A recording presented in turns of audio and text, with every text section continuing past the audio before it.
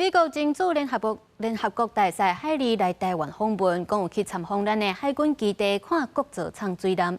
海莉表示，台湾用行动来确保自我防卫能力，嘛讲无认同前总统 Trump 讲台湾着爱来保护费的言论，而且嘛认为美国着爱增加对台湾的军事训练甲军售案，也真欢喜看到台湾会当加入美国的国防供应链。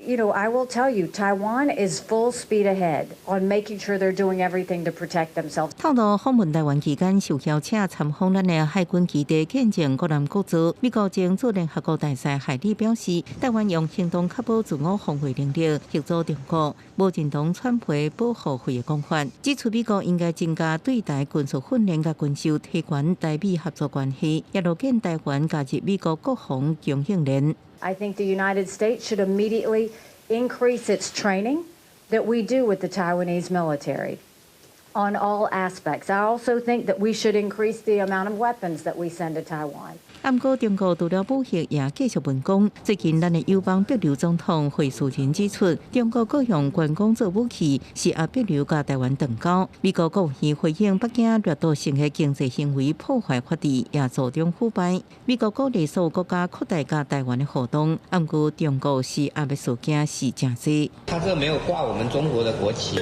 进前巴黎长城贵元酒店无挂5000旗的事件，引起中国网友抵制条。军家几日讲了后。 长城集团发声明，会实的各强调认同九二共识，甲反对台独。这也互咱的外交部发声明谴责中共想要以商逼政。外交部对威权中国以经济胁迫等手段进行政治操弄，企图以商逼政，影响国际商业行为，予以强烈谴责。北京当局透过小粉红出征的举措，显为中国对台及对外认知战的一环，正如同其战狼外交的行径。